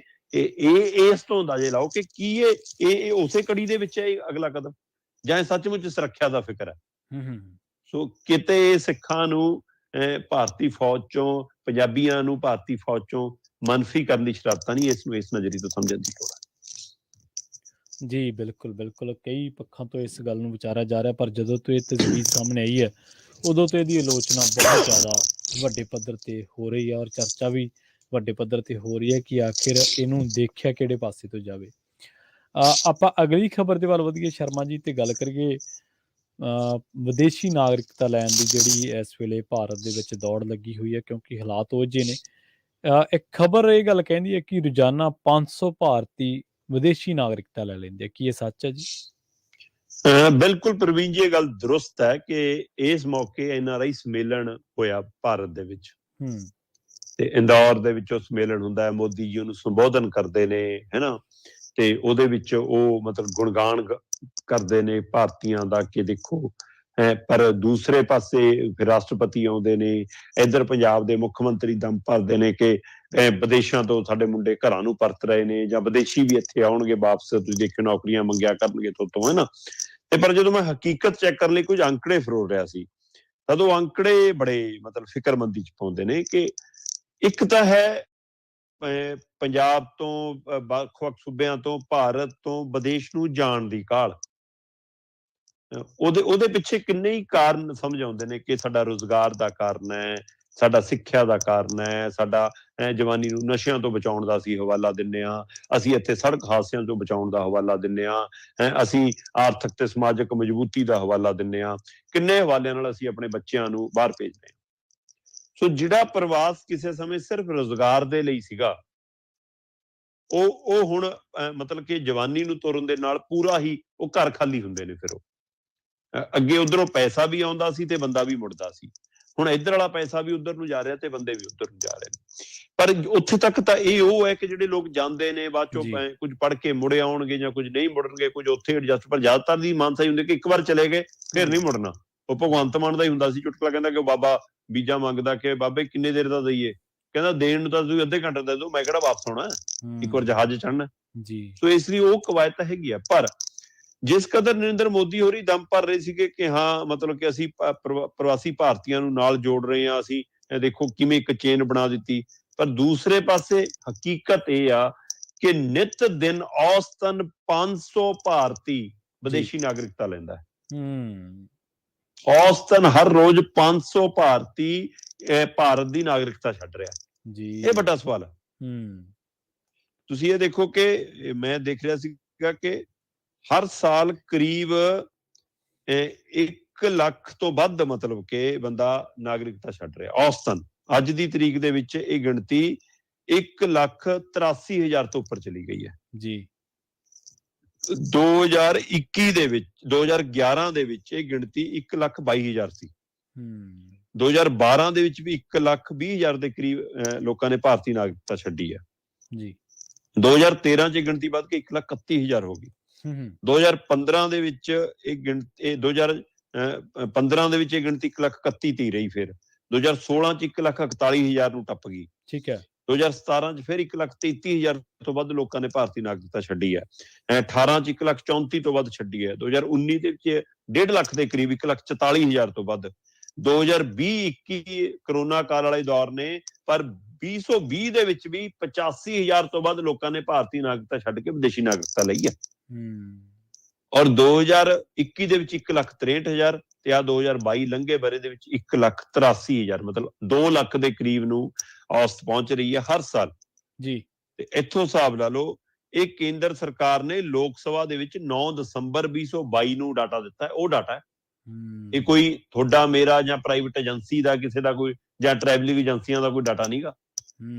ਇਹ ਭਾਰਤ ਸਰਕਾਰ ਨੇ ਭਾਰਤੀ ਲੋਕ ਸਭਾ ਦੇ ਅੰਦਰ 9 ਦਸੰਬਰ 2022 ਨੂੰ ਜਾਣਕਾਰੀ ਦਿੱਤੀ ਹੈ। ਇਹ ਉਹ ਡਾਟਾ ਜੀ ਜੀ। ਤੇ 2022 ਦੇ ਵਿੱਚ ਜਿਹੜੇ 1,83,741 ਦੀ ਗੱਲ ਕਰ ਰਹੇ ਹਾਂ ਅਸੀਂ, ਇਹ ਅਕਤੂਬਰ ਤੱਕ ਦਾ ਡਾਟਾ ਹੈ। ਠੀਕ ਹੈ। ਮੈਂ ਤਾਂ ਹੀ ਕਿਹਾ ਕਿ ਇਹਦਾ ਮਤਲਬ 2 ਲੱਖ ਦੇ ਨੇੜੇ ਪਹੁੰਚ ਗਈ ਹੈ ਕਹਾਣੀ ਔਸਤ ਹਰ ਸਾਲ। ਪਿਛਲੇ 11 ਸਾਲਾਂ ਦੇ ਵਿੱਚ 16 ਲੱਖ ਤੋਂ ਜ਼ਿਆਦਾ ਲੋਕਾਂ ਨੇ ਭਾਰਤ ਦੀ ਨਾਗਰਿਕਤਾ ਛੱਡੀ ਹੈ। ਜਾਣੀ ਕਿ ਔਸਤਨ ਕਰੀਬ 400 ਤੋਂ ਉੱਪਰ ਰੋਜ਼ ਲੋਕ ਹੋ ਗਏ, ਤਾਂ 500 ਦੇ ਕਰੀਬ ਔਸਤ ਬਣਦੀ ਹੈ ਜੀ ਜੀ ਜੀ। 2021 ਤੇ 22 ਦੇ ਵਿੱਚ ਭਾਰਤ ਦੀ ਨਾਗਰਿਕਤਾ ਛੱਡਣ ਵਾਲਿਆਂ ਦੀ ਰਫ਼ਤਾਰ ਕਾਫੀ ਵਧੀ, ਔਸਤਨ ਰੋਜ਼ ਦੀ 500 ਹੋ ਗਈ। ਇੱਥੋਂ ਹਿਸਾਬ ਲਾ ਲਓ। ਚਲੋ ਹੋਰ ਜੇਕਰ ਪਹਿਲੂ ਤੇ ਗੱਲ ਕਰਨੀ ਹੋਵੇ, ਭਾਰਤ ਛੱਡਣ ਤੋਂ ਬਾਅਦ ਫਿਰ ਨਾਗਰਿਕਤਾ ਕਿਹੜੇ ਮੁਲਕ ਦੀ ਵੱਧ ਲੈਂਦੇ ਨੇ ਲੋਕ? ਠੀਕ ਹੈ, ਇਹ ਵੀ ਹੈ ਸਵਾਲ ਕਿ ਕਿੱਧਰ ਨੂੰ ਵੱਧ ਰੁਝਾਨ ਹੈ ਸਾਡਾ। ਜੇਕਰ ਮੈਂ ਮਤਲਬ ਕਿ ਗੱਲ ਕਰਾਂ ਇਸ 2021 ਦੀ ਜੀ, ਜੇਕਰ ਮੈਂ ਕੁੱਲ ਗੱਲ ਕਰਾਂ ਤਾਂ ਤੁਸੀਂ ਦੇਖੋ ਕਿ ਅਮਰੀਕਾ ਦੇ ਵਿੱਚ ਔਸਤਨ ਸਾਡੀ 50,000 ਤੋਂ ਲੈ ਕੇ 80,000 ਤੱਕ ਔਸਤ ਜਾ ਰਹੀ ਹੈ। ਇਸੇ ਤਰ੍ਹਾਂ ਫਿਰ ਉਸ ਤੋਂ ਬਾਅਦ ਆਸਟ੍ਰੇਲੀਆ ਦੀ ਵਾਰੀ ਆਉਂਦੀ ਹੈ ਜੀ, ਫਿਰ ਕੈਨੇਡਾ ਦੀ ਵਾਰੀ ਆਉਂਦੀ ਹੈ, ਫਿਰ ਇੰਗਲੈਂਡ ਦੀ ਵਾਰੀ ਆਉਂਦੀ ਹੈ, ਇਟਲੀ ਦੀ ਵਾਰੀ ਆਉਂਦੀ ਹੈ, ਨਿਊਜ਼ੀਲੈਂਡ ਹੈ। ਤੇ ਇਹਦੇ ਵਿੱਚ ਜੇਕਰ ਮੈਂ 2020 ਤੇ 2021 ਦੀ ਉਹ ਗੱਲ ਕਰਾਂ ਪ੍ਰਵੀਨ ਜੀ, ਤਾਂ 2020 ਦੇ ਵਿੱਚ 30,828 ਭਾਰਤੀਆਂ ਨੇ ਅਮਰੀਕਾ ਦੀ ਨਾਗਰਿਕਤਾ ਲਈ। ਠੀਕ ਹੈ। ਤੇ 2020 ਦੇ ਵਿੱਚ ਆਸਟ੍ਰੇਲੀਆ ਦੀ 13,000 ਤੋਂ ਵੱਧ ਲੋਕਾਂ ਨੇ ਨਾਗਰਿਕਤਾ ਲਈ ਹੈ। ਠੀਕ ਹੈ ਜੀ। ਇਸੇ ਤਰ੍ਹਾਂ ਕੈਨੇਡਾ ਦੀ ਵੀ 17,000 ਤੋਂ ਵੱਧ ਭਾਰਤੀਆਂ ਨੇ ਨਾਗਰਿਕਤਾ ਲਈ ਹੈ 2020 ਦੇ ਵਿੱਚ। ਇੰਗਲੈਂਡ ਦੇ ਵਿੱਚ ਵੀ ਸਾਡੀ 6,000 ਤੋਂ ਵੱਧ 6500 ਦੇ ਕਰੀਬ ਨਾਗਰਿਕਤਾ ਹਾਸਲ ਕਰਨ ਚ ਕਾਮਯਾਬ ਹੋਏ ਨੇ ਬੰਦੇ। ਇਟਲੀ ਚ ਵੀ ਸਾਡੇ ਬੰਦੇ 5,000 ਤੋਂ ਮਤਲਬ ਕਿ 2,300 ਤੋਂ ਵੱਧ ਨਾਗਰਿਕਤਾ ਹਾਸਲ ਕਰਨ ਚ ਕਾਮਯਾਬ ਹੋਏ ਨੇ। ਇਸ ਤਰ੍ਹਾਂ ਨਿਊਜ਼ੀਲੈਂਡ ਦੇ ਵਿੱਚ ਵੀ 2,000 ਤੋਂ ਵੱਧ ਲੋਕ ਨਾਗਰਿਕਤਾ। ਫਿਰ 2021 ਚ ਆ ਜਾਓ, 2021 ਦੇ ਵਿੱਚ ਅਮਰੀਕਾ ਚ 80,000 ਦੇ ਕਰੀਬ ਪਹੁੰਚ ਗਈ ਗਿਣਤੀ। 78,000 ਤੋਂ ਵੱਧ 78,284 ਭਾਰਤੀਆਂ ਨੇ ਅਮਰੀਕਾ ਦੀ ਨਾਗਰਿਕਤਾ ਲਈ ਹੈ 2021 ਦੇ ਵਿੱਚ ਜੀ। ਤੇ ਇਸੇ ਤਰ੍ਹਾਂ 2021 ਦੇ ਵਿੱਚ ਹੀ 23,000 ਤੋਂ ਵੱਧ ਲੋਕਾਂ ਨੇ ਆਸਟ੍ਰੇਲੀਆ ਦੀ ਨਾਗਰਿਕਤਾ ਲਈ ਹੈ, 23,533। ਤੇ ਕੈਨੇਡਾ ਦੇ ਵਿੱਚ 21,957 ਜੀ ਭਾਰਤੀਆਂ ਨੇ ਨਾਗਰਿਕਤਾ ਲਈ ਹੈ 2021 ਦੇ ਵਿੱਚ ਜੀ। ਤੇ ਇਸੇ ਤਰ੍ਹਾਂ ਇੰਗਲੈਂਡ ਦੇ ਵਿੱਚ 14,637, ਇਟਲੀ ਚ 5,986, ਨਿਊਜ਼ੀਲੈਂਡ ਦੇ ਵਿੱਚ 1,735, ਤੇ ਅਦਰ ਮੁਲਕਾਂ 'ਚ 37,000 ਤੋਂ ਵੱਧ। ਜੀ ਤੇ ਕੁੱਲ 2021 ਦੀ ਹੈ 1,83,741। ਠੀਕ ਹੈ। ਇਹ ਉਹ ਹੈ ਜਿਹੜੇ ਅੰਕੜੇ ਭਾਰਤੀ ਲੋਕ ਸਭਾ 'ਚ ਪੇਸ਼ ਨੇ, 1,83,741। ਸੋ ਕੁੱਲ ਇਹ ਅੰਕੜਾ ਬਣਦਾ ਜੀ। ਤੋ ਇੱਥੋਂ ਅੰਦਾਜ਼ਾ ਲਾਏ ਜਾ ਸਕਦੇ ਹੋ ਕਿ ਕਿਸ ਕਦਰ ਮਤਲਬ ਕਿ ਇਹ ਕਾਹਲੀ ਹੈ ਕਿ ਵਿਦੇਸ਼ਾਂ ਵੱਲ ਨੂੰ ਜਾਣ ਦੀ। ਤੋ ਇੱਥੋਂ, ਔਰ ਖਾਸ ਕਰਕੇ ਜਾਣ ਦਾ ਰੁਝਾਨ ਨਹੀਂ ਹੈ, ਨਾਗਰਿਕਤਾ ਹਾਸਲ ਕਰਨਾ। ਤਾਂ ਔਸਤ ਰੋਜ਼ 500 ਭਾਰਤੀ ਵਿਦੇਸ਼ੀ ਨਾਗਰਿਕਤਾ ਹਾਸਲ ਕਰ ਰਿਹਾ ਹੈ। ਤੇ ਇੱਧਰ ਮਤਲਬ ਕਿ ਸਰਕਾਰਾਂ ਕੁਝ ਹੋਰ ਦਮ ਭਰਨ ਦੀ ਕੋਸ਼ਿਸ਼ ਕਰਦੀਆਂ। ਹਕੀਕਤ ਇਹ ਹੈ, ਇਸ ਨੂੰ ਤੁਸੀਂ ਕਿਵੇਂ ਦੇਖਦੇ ਹੋ? ਹੁਣ ਇਹ ਕੀ ਭਾਰਤ ਵਿਕਾਸ ਦੀਆਂ ਲੀਹਾਂ ਤੇ ਹੈ, ਕੀ ਇਹ ਤਰੱਕੀ ਨਾਲ ਨਜ਼ਰੀਏ ਤੋਂ ਦੇਖੋਗੇ, ਜਾਂ ਲੋਕਾਂ ਦਾ ਮੋਹ ਭੰਗ ਹੋ ਰਿਹਾ? ਕੀ ਪਹਿਲੂ ਨੇ ਤੇ ਕਿੰਨੇ ਹੀ ਪਸਾਰੇ ਨੇ, ਕਿੰਨੇ ਹੀ ਮਤਲਬ ਪੈਮਾਨੇ ਨੇ ਵੱਖ ਵੱਖ, ਜਿਹਨੂੰ ਜਿਸ ਮਾਮਲੇ ਤੋਂ ਇਹਨੂੰ ਸਮਝਿਆ ਜਾ ਸਕਦਾ। ਜੀ ਜੀ ਜੀ। ਆਪਾਂ ਅਗਲੀ ਖਬਰ ਦੇ ਵੱਲ ਚਲੇ ਗਏ ਸ਼ਰਮਾ ਜੀ, ਤੇ ਗੱਲ ਕਰੀਏ ਪਾਕਿਸਤਾਨ ਦਾ ਇੱਕ ਬੀਬੀ ਵੀਜ਼ਾ ਲੈਣਾ ਚਾਹੁੰਦੀ ਸੀ, ਪਰ ਉਹ ਜਦੋਂ ਉੱਥੇ ਕੰਸੂਲੇਟ ਗਈ ਤਾਂ ਉਹਦੇ ਨਾਲ ਉੱਥੇ ਮਾੜਾ ਵਿਹਾਰ ਕੀਤਾ ਗਿਆ, ਇੱਥੋਂ ਤੱਕ ਕਿ ਉਹਨੂੰ ਉਹਦੇ ਜਿਸਮ ਦੀ ਵੀ ਮੰਗ ਕੀਤੀ ਗਈ ਕਿ ਜੇਕਰ ਤੂੰ ਇਹ ਸਾਡੀ ਸ਼ਰਤ ਮੰਨਦੀ ਹੈ ਤਾਂ ਤੈਨੂੰ ਵੀਜ਼ਾ ਦੇ ਦੇਣਗੇ। ਬਿਲਕੁਲ ਪ੍ਰਵੀਨ ਜੀ, ਇਹ ਪੰਜਾਬ ਦੀ ਇੱਕ ਬੀਬੀ ਪ੍ਰੋਫੈਸਰ ਹੈ ਜੀ, ਤੇ ਉਹ ਸ਼੍ਰੀ ਗੁਰੂ ਨਾਨਕ ਦੇਵ ਜੀ ਦੇ ਜੀਵਨ ਸੰਬੰਧੀ ਉਹਨਾਂ ਦੀਆਂ ਧਰਾਤਲ ਤੇ ਕੀਤੀਆਂ ਮਤਲਬ ਕਿ ਸਮਾਜ ਪੱਖੀ ਕਾਰਜਾਂ ਦੀ ਨਿਸ਼ਾਨਦੇਹੀ ਕਰਦਿਆਂ ਹੋਇਆਂ ਉਹਨਾਂ ਥਾਵਾਂ ਤੇ ਉਹ ਜਾ ਕੇ ਉਹਦਾ ਇਤਿਹਾਸ ਇਕੱਠਾ ਕਰਕੇ ਉਸਨੂੰ ਕਲਮਬੰਦ ਕਰ ਰਹੀ ਹੈ। ਤੇ ਇਸੇ ਸੰਬੰਧ ਦੇ ਵਿੱਚ ਉਹ ਪਾਕਿਸਤਾਨ ਦੁਬਾਰਾ ਜਾਣਾ ਚਾਹੁੰਦੀ ਸੀ। ਤੇ ਉਹਦੇ ਲਈ ਉਸਨੇ ਪਿਛਲੀ ਵਾਰ, ਉਹ ਕਹਿੰਦੀ ਜਦੋਂ ਮੈਂ ਗਈ ਹਾਂ ਤਾਂ ਮੈਨੂੰ ਬੜੀ ਆਸਾਨੀ ਨਾਲ, ਬੜੇ ਸਹੀ ਤਰੀਕੇ ਨਾਲ ਵੀਜ਼ਾ ਦਿੱਤਾ ਗਿਆ ਜੀ, ਤੇ ਕੋਈ ਦਿੱਕਤ ਨਹੀਂ ਆਈ। ਤੇ ਉੱਥੇ ਤਾਂ ਜੋ ਪਿਆਰ ਮਿਲਦਾ ਆਪਾਂ ਸਾਰੇ ਉਹ ਤੋਂ ਵਾਕਫ ਹੀ ਆ। ਤੇ ਪਰ ਕਹਿੰਦੀ ਕਿ ਇਸ ਵਾਰ ਜਦੋਂ ਮੈਂ ਹਾਈ ਕਮਿਸ਼ਨ ਵੀਜ਼ਾ ਲੈਣ ਗਈ ਤੇ ਮੈਨੂੰ ਨਾ ਕਰ ਦਿੱਤੀ ਗਈ। ਜੀ ਜੀ। ਤੇ ਮੈਂ ਆਪਣੇ ਕਾਗਜ਼ ਪੱਤਰ ਚੱਕ ਕੇ ਤੁਰ ਪਈ ਕਹਿੰਦੀ। ਤੇ ਬਾਹਰ ਆਉਣ ਤੋਂ ਪਹਿਲਾਂ ਅਚਾਨਕ ਮੈਨੂੰ ਪਿੱਛੋਂ ਹਾਕ ਪਈ ਤੇ ਮੈਨੂੰ ਇੱਕ ਹੋਰ ਕਮਰੇ 'ਚ ਲਿਜਾ ਕੇ ਬਿਠਾ ਲਿਆ ਗਿਆ। ਜੀ ਜੀ। ਤੇ ਉੱਥੇ ਬਿਠਾ ਕੇ ਮੇਰੇ ਨਾਲ ਗੱਲਬਾਤ ਸ਼ੁਰੂ ਹੁੰਦੀ ਹੈ। ਤੇ ਗੱਲਬਾਤ ਸ਼ੁਰੂ ਹੁੰਦਿਆਂ ਉਹ ਬੰਦਾ ਨਿੱਜੀ ਗੱਲਾਂ ਤੇ ਆ ਜਾਂਦਾ ਹੈ, ਜਾਂ ਮਤਲਬ ਕਿ ਦੋਹਰੇ ਅਰਥਾਂ ਵਾਲੀਆਂ ਗੱਲਾਂ ਜਿਹੀਆਂ ਕਰਨ ਲੱਗਦਾ ਹੈ। ਤੇ ਗੱਲ 'ਚ ਮੇਰੇ ਹੱਥ ਫੜਨ ਦੀ ਕੋਸ਼ਿਸ਼ ਕਰਨ ਲੱਗਦਾ ਹੈ। ਤੇ ਇਹ ਮਤਲਬ ਪ੍ਰਵੀਨ ਜੀ, ਔਰਤ ਮਤਲਬ ਸ਼ਕਤੀ ਨੂੰ ਜਾਂ ਨਾਰੀ ਸ਼ਕਤੀ ਨੂੰ ਜੇਕਰ ਆਪਾਂ ਕਹੀਏ, ਪਰਮਾਤਮਾ ਨੇ ਇੱਕ ਅਜਿਹੀ ਇੰਦਰੀ ਦਿੱਤੀ ਹੈ ਕਿ ਉਹ ਅੱਖਾਂ ਦੀ ਭਾਸ਼ਾ ਵੀ ਸਮਝ ਲੈਂਦੀ ਹੈ ਤੇ ਉਹ ਬੋਲਾਂ ਦੇ ਅਰਥ ਵੀ ਬਹੁਤ ਛੇਤੀ ਸਮਝ ਲੈਂਦੀ ਹੈ। ਜੀ ਜੀ, ਬਿਲਕੁਲ। ਉਸਨੂੰ ਪਤਾ ਲੱਗ ਜਾਂਦਾ ਕਿ ਸਾਹਮਣੇ ਵਾਲੇ ਬੰਦੇ ਦੀ ਮਨਸ਼ਾ ਕਹੀ ਜੀ ਹੈ। ਮੇਰੇ ਸਿਰ ਤੇ ਜਿਹੜਾ ਪਲੋਸਣ ਲਈ ਹੱਥ ਆਇਆ ਉਹ ਪਿਓ ਵਾਲਾ ਹੈ ਕਿ ਜਾਂ ਮਤਲਬ ਕਿ ਸ਼ਰਾਰਤੀ ਹੈ, ਇਹ ਵੀ ਪਤਾ ਲੱਗ ਜਾਂਦਾ। ਬਿਲਕੁਲ ਸਹੀ। ਸੋ ਇਸ ਲਈ ਇਹ ਇੱਥੇ ਤਾਂ ਉਹ ਸਾਹਮਣੇ ਬਿਠਾ ਕੇ ਉਸਨੂੰ ਮਤਲਬ ਕਿ ਫਿਰ ਉਹ ਕਹਿੰਦਾ ਕਿ ਜਦੋਂ ਉਹਦੀ ਗੱਲ ਬਣਦੀ ਨਹੀਂ ਦਿਖੀ, ਮੈਂ ਉਹਦੀ ਕਿਸੇ ਗੱਲ 'ਚ ਹਾਮੀ ਭਰਦੀ ਨਜ਼ਰ ਨਹੀਂ, ਫਿਰ ਉਹ ਸਿੱਧਾ ਹੀ ਹੋ ਗਿਆ। ਸਪਸ਼ਟ ਕਿਹਾ ਕਿ ਜੇ ਵੀਜ਼ਾ ਲੈਣਾ ਤਾਂ ਸੰਬੰਧ ਬਣਾਉਣੇ ਪੈਣਗੇ। ਕਹਿੰਦੇ ਜਦੋਂ ਮੈਂ ਨਾ ਕੀਤੀ ਕਿ ਸਾਡੇ ਤਾਂ ਇਹੋ ਜਿਹਾ ਕੋਈ ਮਤਲਬ ਨਹੀਂਗਾ, ਵਿਆਹ ਤੋਂ ਪਹਿਲਾਂ ਤਾਂ ਬਿਲਕੁਲ ਹੀ ਨਹੀਂ, ਹੈ ਨਾ। ਹਾਂਜੀ। ਤੇ ਉਹ ਕਹਿੰਦਾ ਫਿਰ ਠੀਕ ਆ, ਆਪਾਂ ਕੁਛ ਘੰਟਿਆਂ ਲਈ ਵਿਆਹ ਕਰਾ ਲੈਂਦੇ ਹਾਂ। ਤੇ ਇੱਥੋਂ ਤੱਕ ਮਤਲਬ ਕਹਿੰਦੀ ਮੈਨੂੰ ਜਲੀਲ ਕੀਤਾ। ਤੇ ਮੈਂ ਜਦੋਂ ਬਾਹਰ ਆ ਗਈ ਤੇ ਫਿਰ ਕਹਿੰਦੀ ਉਹ ਤੋਂ ਬਾਅਦ ਮੇਰੇ ਨਾਲ ਔਖੇ ਭਾਰੇ ਵੀ ਉਹਨਾਂ ਦੇ ਬੰਦੇ ਦੋ ਪਿੱਛੇ ਵੀ ਆਏ ਤੇ ਉਹਨਾਂ ਨੇ ਮੈਨੂੰ ਔਖੇ ਵੀ ਹੋਏ। ਤੇ ਉਹ ਤੋਂ ਬਾਅਦ ਕਹਿੰਦੀ ਚਲੋ ਮੈਨੂੰ ਲੱਗਿਆ ਕਿ ਛੱਡ ਛੜਾ ਦਫਾ ਕਰਕੇ ਕੀ ਕਰਨਾ, ਹੈ ਨਾ। ਤੇ ਕਹਿੰਦੀ ਮੈਂ ਉਸ ਮਾਮਲੇ ਨੂੰ ਚੁੱਪ ਰਹਿੰਦੀ ਸੀ, ਪਰ ਕਹਿੰਦੀ ਹਟੇ ਨਹੀਂ ਫੋਨ ਤੇ ਮੈਸੇਜ ਜੀ, ਇਤਰਾਜ਼ਯੋਗ ਮੈਸੇਜ, ਵੌਇਸ ਮੈਸੇਜ, ਫੋਟੋਆਂ, ਜੇ ਉਹ ਸਾਰਾ ਕੁਛ। ਕਹਿੰਦੇ ਫਿਰ ਮੈਂ ਅੱਕ ਕੇ ਪਾਕਿਸਤਾਨ ਦੀ ਹੀ ਮਤਲਬ ਕਿ ਸ਼ਿਕਾਇਤ ਕੀਤੀ। ਪਹਿਲਾਂ ਸਭ ਤੋਂ ਪਹਿਲਾਂ ਪਾਕਿਸਤਾਨ ਹਾਈ ਕਮਿਸ਼ਨਰ ਨੂੰ, ਜਿਹੜਾ ਮਤਲਬ ਕਿ ਉੱਥੋਂ ਆਇਆ ਸੀ ਵੀਜ਼ਾ ਅਧਿਕਾਰੀ, ਉਹਨਾਂ ਨੂੰ ਮੈਂ ਸਾਰੀ ਸ਼ਿਕਾਇਤਾਂ ਭੇਜੀਆਂ ਤੇ ਬਾਰ-ਬਾਰ ਉਹਨਾਂ ਨੂੰ ਲਿਖਿਆ। ਤੇ ਇਹ ਘਟਨਾ ਤੋਂ ਬਾਅਦ ਮਈ 2022 ਦੇ ਵਿੱਚ ਕਹਿੰਦੀ ਇਹਦੀ ਸ਼ਿਕਾਇਤ ਮੈਂ ਪਾਕਿਸਤਾਨੀ ਹਾਈ ਕਮਿਸ਼ਨ ਨੂੰ ਕੀਤੀ, ਉੱਥੋਂ ਦੇ ਪ੍ਰਧਾਨ ਮੰਤਰੀ ਨੂੰ ਭੇਜੀ, ਪਾਕਿਸਤਾਨ ਦੇ ਵਿਦੇਸ਼ ਮੰਤਰਾਲੇ ਨੂੰ ਜਾਣੂ ਕਰਾਇਆ, ਪਰ ਕੋਈ ਜਵਾਬ ਨਹੀਂ ਆਇਆ। ਫਿਰ ਅਕਤੂਬਰ 2022 ਚ ਕਹਿੰਦੀ ਮੈਂ ਭਾਰਤ ਦੇ ਵਿਦੇਸ਼ ਮੰਤਰਾਲੇ ਨੂੰ ਤੇ ਭਾਰਤ ਦੇ ਪ੍ਰਧਾਨ ਮੰਤਰੀ ਨੂੰ ਸ਼ਿਕਾਇਤ ਭੇਜੀ। ਉਹਨਾਂ ਦਾ ਮੈਨੂੰ ਜਵਾਬ ਮਿਲਿਆ ਤੇ ਉਹਨਾਂ ਨੇ ਕਿਹਾ ਕਿ ਉਹ ਪਾਕਿਸਤਾਨੀ ਹਾਈ ਕਮਿਸ਼ਨ ਨੂੰ ਤੈਨਾਤ ਵੀਜ਼ਾ ਅਧਿਕਾਰੀਆਂ ਦੀਆਂ ਮਤਲਬ ਸਾਰੀਆਂ ਜਾਣਕਾਰੀਆਂ ਸਾਡੇ ਕੋਲ ਉਪਲਬਧ ਕਰਾਉਣ ਤੇ ਅਸੀਂ ਤਾਲਮੇਲ ਕਰਦੇ ਹਾਂ। ਉਹ ਕਹਿੰਦੀ ਕਿ ਮੈਂ ਤਦ ਤੋਂ ਅਜੇ ਵੀ ਮਾਨਸਿਕ ਪਰੇਸ਼ਾਨੀ ਚੱਲ ਰਹੀ ਹੈ। ਸੋ ਇਸ ਲਈ ਉਹਨਾਂ ਨੇ ਕਹਿੰਦੀ ਕਿ ਉਹਨਾਂ ਨੇ ਕਿਹਾ ਕਿ ਹੁਣ ਅਸੀਂ ਕਾਰਵਾਈ ਕਰਾਂਗੇ ਤੇ ਉਹਦੇ ਤਹਿਤ ਉਹਨਾਂ ਦਾ ਚਿੱਠੀ ਦਾ ਆਦਾਨ ਪ੍ਰਦਾਨ ਸ਼ੁਰੂ ਹੋਇਆ। ਤੇ ਇਹ ਇੱਕ ਮਤਲਬ ਕਿ ਬੜਾ ਕੌੜਾ ਅਨੁਭਵ ਮਤਲਬ ਕਿ ਸਾਡੇ ਸਾਹਮਣੇ ਆ ਰਿਹਾ। ਇਹ ਬੜੀ ਫਿਕਰਮੰਦੀ ਵਾਲੀ ਗੱਲ ਹੈ। ਨਹੀਂ ਤਾਂ ਘੱਟੋ ਘੱਟ ਜਦੋਂ ਪੰਜਾਬ ਤੋਂ ਕੋਈ ਮਤਲਬ ਕਿ ਪਾਕਿਸਤਾਨ ਵਾਲੇ ਪਾਸੇ ਕੋਈ ਜਾਂਦਾ ਤਾਂ ਉਹ ਵੱਖਰੀ ਤਰ੍ਹਾਂ ਦੇ ਆਓ ਭਗਤ ਕਰਦੇ ਆ। ਮਤਲਬ ਕਿ ਆਪਾਂ ਹੁਣ ਤੱਕ ਜਿਹੜੇ ਰਿਕਾਰਡ 'ਚ ਆਪਣੇ ਰਹੀਆਂ ਨੇ ਗੱਲਾਂ, ਜੀ ਜੀ। ਤੇ ਉਸ ਹਵਾਲੇ ਨਾਲ ਉਹ ਚੰਗਾ ਮਾਹੌਲ ਰਿਹਾ।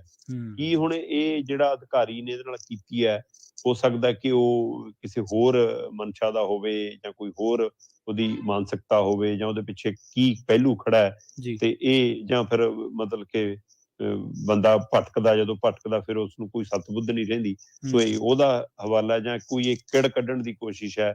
ਸੋ ਕਹਿੰਦੀ ਮੈਨੂੰ ਕਿਹਾ ਗਿਆ ਕਿ ਤੂੰ ਲਿਖ, ਭਾਰਤ ਦੇ ਉਲਟ ਲਿਖ, ਹੈ ਨਾ, ਮੋਦੀ ਦੇ ਉਲਟ ਲਿਖ, ਹੈ ਨਾ, ਪੰਜਾਬ ਦੇ ਉਲਟ ਲਿਖ, ਫਿਰ ਅਸੀਂ ਤੈਨੂੰ ਵੀਜ਼ਾ ਦੇ ਦਾਂਗੇ, ਮਤਲਬ ਏਦਾਂ ਦਾ ਕੁਝ ਵੀ ਕਹਿੰਦੀ ਮੈਨੂੰ ਕਿਹਾ ਗਿਆ। ਸੋ ਇਸ ਲਈ ਇਹ ਆਉਣ ਵਾਲੇ ਦਿਨਾਂ 'ਚ ਮੈਨੂੰ ਲੱਗਦਾ ਇਸ ਪਹਿਲੂ ਦੇ ਉੱਤੇ ਦੋਵੇਂ ਮੁਲਕਾਂ ਦੇ ਵਿਚਾਲੇ ਜਿਹੜਾ ਤਾਲਮੇਲ ਹੋ ਰਿਹਾ, ਉਹਦੇ ਹਵਾਲੇ ਕੋਈ ਤੱਥ ਹੋਰ ਜਦੋਂ ਸਾਹਮਣੇ ਆਏ ਆਪਾਂ ਦੁਬਾਰਾ ਫਿਰ ਉਹਦੇ ਉੱਪਰ ਗੱਲ ਕਰਾਂਗੇ। ਉਸ ਬੀਬੀ ਦੇ ਜੇਰੇ ਦੇ ਸਦਕੇ ਜਿਹਨੇ ਪਹਿਲਾਂ ਤਾਂ ਇਸ ਗੱਲ ਨੂੰ ਹੈਂਡਲ ਕੀਤਾ ਤੇ ਫਿਰ ਇਸ ਗੱਲ ਨੂੰ ਬਾਹਰ ਖੋ ਕੇ ਲਿਆਂਦਾ। ਇਹੋ ਜਿਹੇ ਕੁਰਸੀਆਂ ਤੇ ਬੈਠੇ ਘਟੀਆ ਮਾਨਸਿਕਤਾ ਦੇ ਲੋਕ, ਲਾਹਣਤੀ ਲੋਕ ਆਪਣੇ ਸਟਾਫ ਨਾਲ ਪਤਾ ਨਹੀਂ ਕਿਵੇਂ ਪੇਸ਼ ਆਉਂਦੇ ਹੋਣਗੇ। ਤੇ ਇੱਕ ਆਜ਼ਾਦ ਬੰਦੇ ਨੂੰ ਤਾਂ ਆਵਾਜ਼ ਚੁੱਕਣੀ ਬਹੁਤ ਸੌਖੀ ਹੈ, ਪਰ ਸਟਾਫ ਦੇ ਵਿੱਚ ਤਾਂ ਤੁਹਾਡੇ ਜੂਨੀਅਰ ਦੀਆਂ ਕਿੰਨੀਆਂ ਮੁਸ਼ਕਲਾਂ ਨੇ, ਕਿੰਨੀਆਂ ਗੱਲਾਂ ਤੁਹਾਡੇ ਕੋਲ ਐਜ਼ ਏ ਹੈਡ ਹੁੰਦਿਆਂ ਉਹਨਾਂ ਦੀਆਂ ਹੁੰਦੀਆਂ ਨੇ, ਤਾਂ ਕੀ ਉੱਥੇ ਵੀ ਇਸ ਤਰੀਕੇ ਨਾਲ ਹੀ ਪੇਸ਼ ਆਉਂਦਾ ਹੋਊਗਾ। ਸੋ ਇਹੋ ਜਿਹੇ ਬੰਦੇ ਨੂੰ ਕਿਸੇ ਵੀ ਸਿਸਟਮ ਦੇ ਵਿੱਚ, ਚਾਹੇ ਉਹ ਸਾਡੇ ਸਿਸਟਮ ਦੇ ਵਿੱਚ ਹੈ, ਜਿਹੜਾ ਬੰਦਾ ਔਰਤ ਨਾਲ ਬਦਤਮੀਜ਼ੀ ਕਰਦਾ, ਉਹ ਕਿਸੇ ਵੀ ਤਰ੍ਹਾਂ ਦੀ ਸੀਟ ਤੇ ਰਹਿਣ ਦੇ ਕਾਬਲ ਨਹੀਂ ਹੈ। ਕਾਰਵਾਈ ਕਰਨੀ ਚਾਹੀਦੀ ਹੈ। ਉੱਧਰਲੇ ਕੌਂਸੂਲੇਟ ਆਫਿਸ ਨੂੰ ਇਸ ਚੀਜ਼ ਦਾ ਸੰਗਿਆਨ ਲੈਣਾ ਚਾਹੀਦਾ, ਇਸ ਚੀਜ਼ ਉੱਤੇ ਗੌਰ ਕਰਨੀ ਚਾਹੀਦੀ ਹੈ ਕਿ ਜਿਹੜੇ ਐਲੀਗੇਸ਼ਨ ਲਾਏ ਨੇ ਉਹਨਾਂ ਦੀ ਜਾਂਚ ਹੋਵੇ, ਤੇ ਜੇਕਰ ਉਹ ਦੋਸ਼ੀ ਪਾਇਆ ਜਾਂਦਾ ਤਾਂ ਇਹ ਜੇ ਘਟੀਆ ਕਿਸਮ ਦੇ ਬੰਦੇ ਨੂੰ ਘਰੇ ਤੋਰ ਦੇਣਾ ਚਾਹੀਦਾ। ਕਲੰਕ ਆਊ ਅਸਲ ਦੇ ਵਿੱਚ ਭਾਰਤ ਦੇ ਵਿੱਚ, ਪਾਕਿਸਤਾਨ ਦੇ ਨਾਂ ਤੇ।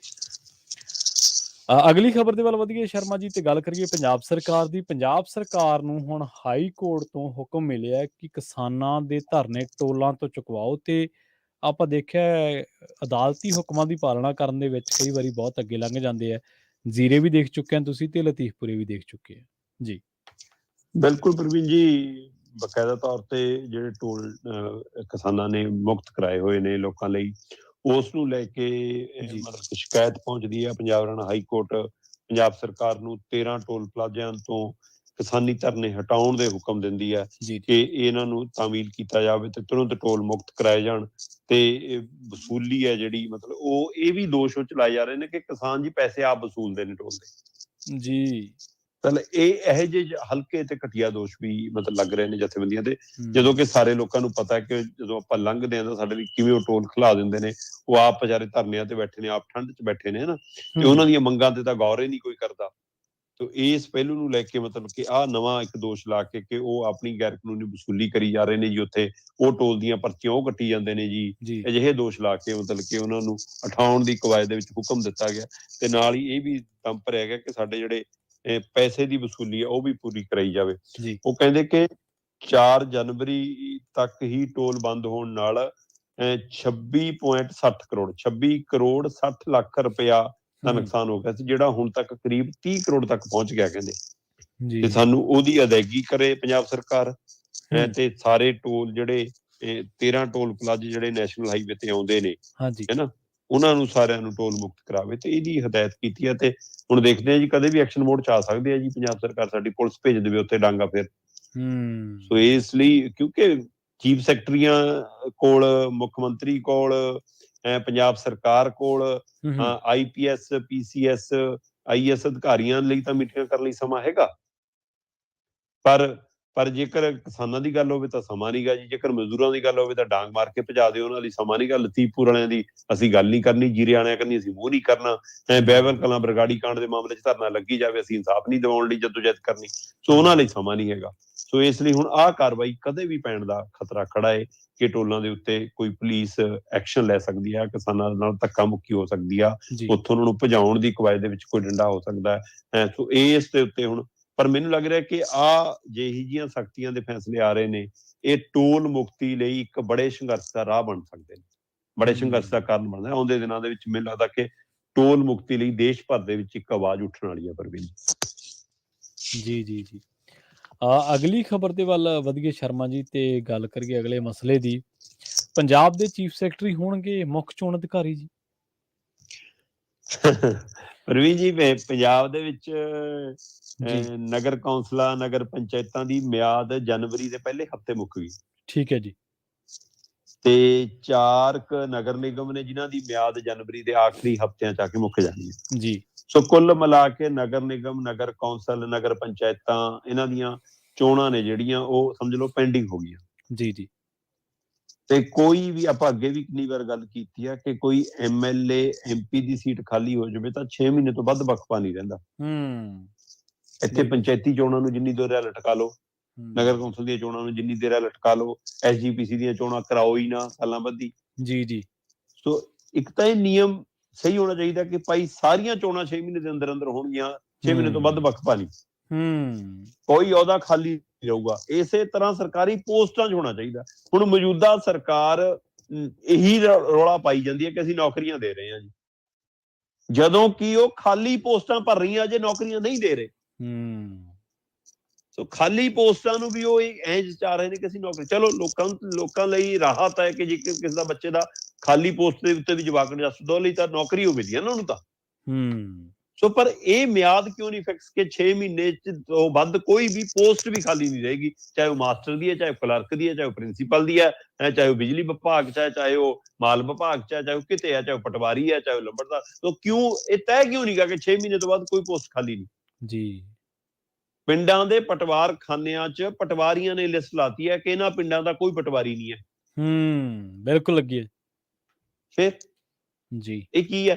ਇੱਥੋਂ ਹਿਸਾਬ ਲਾ ਲਓ ਕਿ ਇੱਕ ਬੰਦੇ ਕੋਲ ਤੁਸੀਂ ਵਾਧੂ ਚਾਰਜ ਕਿੰਨਾ ਦੇ ਜੋਗੇ, ਸਭ ਨੇ ਛੱਡਦੇ ਵਾਧੂ ਚਾਰਜ ਕਿ ਅਸੀਂ ਨਹੀਂ ਸਾਂਭਦੇ ਜੀ। ਤੇ ਇਸ ਲਈ ਇੱਥੇ ਹੁਣ ਇਹ ਫਾਰਮੂਲਾ ਇਸ ਲਈ ਲਟਕਿਆ ਪ੍ਰਵੀਨ ਜੀ ਕਿ ਇੱਥੇ ਚੋਣਾਂ ਇਹ ਜਿਹੜੀਆਂ ਜਨਵਰੀ 'ਚ ਖਤਮ ਹੋ ਗਈ ਮਿਆਦ ਜਾਂ ਖਤਮ ਹੋ ਜਾਣੀਆਂ, ਇਹ ਚੋਣਾਂ ਜੂਨ ਜੁਲਾਈ ਤੱਕ ਅੱਗੇ ਜਾ ਸਕਦੀ ਹੈ। ਕਿਉਂਕਿ ਜੀ ਪਹਿਲਾਂ ਇਹਨਾਂ ਨੇ ਕਹਿਣਾ ਮਾਰਚ 'ਚ ਪੇਪਰ ਆ ਗਏ ਬੱਚਿਆਂ ਦੇ ਜੀ, ਫਿਰ ਇਹਨਾਂ ਨੇ ਕਹਿਣਾ ਜੀ ਵਾਢੀ ਦੇ ਦਿਨ ਆ ਗਏ ਜੀ, ਅਜੇ ਜੀ ਬਾੜਬੰਦੀ ਕਰ ਰਹੇ ਆ ਜੀ, ਅਜੇ ਲਿਸਟਾਂ ਬਣਾ ਰਹੇ ਆ ਜੀ, ਅਜੇ ਪੂਰੀ ਤਰ੍ਹਾਂ ਤਿਆਰੀ ਨਹੀਂ ਹੋਈ ਜੀ। ਇਹ ਕਾਰਨ ਇਹ ਨਹੀਂ ਹੈ, ਕਾਰਨ ਹੈ ਮੁੱਖ ਚੋਣ ਅਧਿਕਾਰੀ। ਪੰਜਾਬ ਸਰਕਾਰ ਨੇ ਹੁਣ ਤੱਕ ਚੋਣ ਅਧਿਕਾਰੀ ਨੂੰ ਲੈ ਪਿਛਲੇ 1 ਸਾਲ ਤੋਂ ਸਟੇਟ ਇਲੈਕਸ਼ਨ ਕਮਿਸ਼ਨ ਦੀ ਪੋਸਟ ਖਾਲੀ ਪਈ ਹੈ ਜੀ, ਤੇ 10 ਮਹੀਨੇ ਤਾਂ ਇਹ ਸਰਕਾਰ ਨੂੰ ਆਈ ਨੂੰ ਹੋ ਗਏ। ਹਾਂਜੀ ਬਿਲਕੁਲ। 22 ਦਸੰਬਰ 2021 ਨੂੰ ਹਾਂਜੀ ਚੋਣ ਅਧਿਕਾਰੀ ਦਾ ਮਿਆਦ ਮੁੱਕ ਗਈ ਸੀ ਸਾਡੇ ਦੀ। ਠੀਕ ਹੈ। ਜਗਪਾਲ ਸਿੰਘ ਸੰਧੂ ਦੇ ਉਹਦੇ ਦੀ ਮਿਆਦ 22 ਦਸੰਬਰ 2021 ਨੂੰ ਖਤਮ ਹੋ ਗਈ ਸੀ। ਠੀਕ ਹੈ। ਤੇ ਦਸੰਬਰ 2022 ਲੰਘੇ ਦੇ ਉੱਪਰ ਕਿੰਨੇ ਦਿਨ ਆ ਗਏ ਹੁਣ ਤੁਸੀਂ ਹਿਸਾਬ ਲਾ ਲਓ, ਅੱਧੀ ਜਨਵਰੀ ਲੰਘ ਗਈ ਤੇ 1 ਸਾਲ 1 ਮਹੀਨਾ ਲਗਭਗ ਹੋ ਚੱਲਿਆ ਤੇ ਪਰ ਅਜੇ ਤੱਕ ਇਹ ਪੋਸਟ ਭਰੀ ਨਹੀਂ। ਹੁਣ ਇਹ ਪੋਸਟ ਭਰੀ ਕਿਵੇਂ ਜਾਊਗੀ ਜੀ? ਜੂਨ ਦੇ ਵਿੱਚ ਕਹਿੰਦੇ ਕਿ VK ਜੰਜੂਆ ਜੀ ਨੇ ਵਿਹਲੇ ਹੋ ਜਾਣਾ, ਉਧਰੋਂ ਉਹਨਾਂ ਦੀ ਰਿਟਾਇਰਮੈਂਟ ਹੈ ਜੀ, ਫਿਰ ਉਹ ਤੋਂ ਬਾਅਦ ਉਹਨਾਂ ਨੂੰ ਮੁੱਖ ਚੋਣ ਅਧਿਕਾਰੀ ਲਾਇਆ ਜਾਊਗਾ। ਠੀਕ ਹੈ। ਫਿਰ ਉਹਨਾਂ ਰਾਹੀਂ ਮਾਨ ਸਾਹਿਬ ਚੋਣਾਂ ਕਰਾਉਣਗੇ। ਆਹ ਫਾਰਮੂਲਾ। ਤੇ ਜੇਕਰ ਜ਼ਿਆਦਾ ਦਬਾਅ ਬਣਿਆ ਤਾਂ VK ਜੰਜੂਆ ਜੀ ਤੋਂ ਪਹਿਲਾਂ ਅਸਤੀਫਾ ਵੀ ਲਿਆ ਜਾ ਸਕਦਾ। ਠੀਕ ਹੈ। ਜਾਂ ਉਹ ਆਪ ਕਹਿਣਗੇ ਸਵੈ ਇੱਛਾ ਨਾਲ ਮੈਂ ਨੌਕਰੀ ਛੱਡਦਾ ਜੀ, ਹੁਣ ਬਸ ਮੈਨੂੰ ਹੁਣੇ ਰਿਟਾਇਰਮੈਂਟ ਦੇ ਦਿਓ। ਉਹ ਰਿਟਾਇਰ ਹੋਣਗੇ, ਫਿਰ ਉਹ ਇੱਧਰ ਮੁੱਖ ਚੋਣ ਅਧਿਕਾਰੀ ਬਣਨਗੇ, ਫਿਰ ਇਹ ਚੋਣਾਂ ਹੋਣਗੀਆਂ। ਪ੍ਰਵੀਨ ਜੀ ਆਹ ਸਿਆਸੀ ਖੇਡ ਹੈ। ਜੀ ਜੀ ਜੀ। ਸ਼ਰਮਾ ਜੀ, ਇਹਨਾਂ ਖਾਸ ਖਬਰਾਂ ਤੇ ਖਾਸ ਜਾਣਕਾਰੀਆਂ ਦੇ ਲਈ ਤੁਹਾਡਾ ਬਹੁਤ ਬਹੁਤ ਧੰਨਵਾਦ ਜੀ। ਬਹੁਤ ਸ਼ੁਕਰੀਆ ਪ੍ਰਵੀਨ ਜੀ।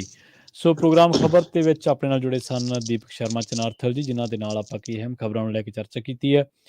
ਵੇਲਾ ਹੋ ਚੱਲਿਆ ਪ੍ਰੋਗਰਾਮ ਖਬਰ ਤੇ ਨਜ਼ਰ ਦੇ ਵਿੱਚ ਤੁਹਾਡੇ ਸਾਰਿਆਂ ਤੋਂ ਇਜਾਜ਼ਤ ਲੈਣ ਦਾ। ਕੱਲ ਫਿਰ ਮੁਲਾਕਾਤ ਹੋਏਗੀ ਕਈ ਨਵੀਆਂ ਤੇ ਅਹਿਮ ਖਬਰਾਂ ਲੈ ਕੇ ਤੁਹਾਡੇ ਹੋਵਾਂਗੇ ਰੂਬਰੂ। ਮੈਨੂੰ ਪ੍ਰਵੀਨ ਸ਼ਰਮਾ ਨੇ ਦਿਓ ਇਜਾਜ਼ਤ। ਜੁੜੇ ਰਹੋ ਪੰਜਾਬੀ ਰੇਡੀਓ ਇਸੇ ਦੇ ਨਾਲ। ਤੇ ਆਖਿਰ ਦੇ ਵਿੱਚ ਇੱਕ ਵਾਰ ਫਿਰ ਤੋਂ ਤੁਹਾਨੂੰ ਸਭ ਨੂੰ ਪਿਆਰ ਸਤਿਕਾਰ ਸਹਿਤ ਸਤਿ ਸ਼੍ਰੀ ਅਕਾਲ।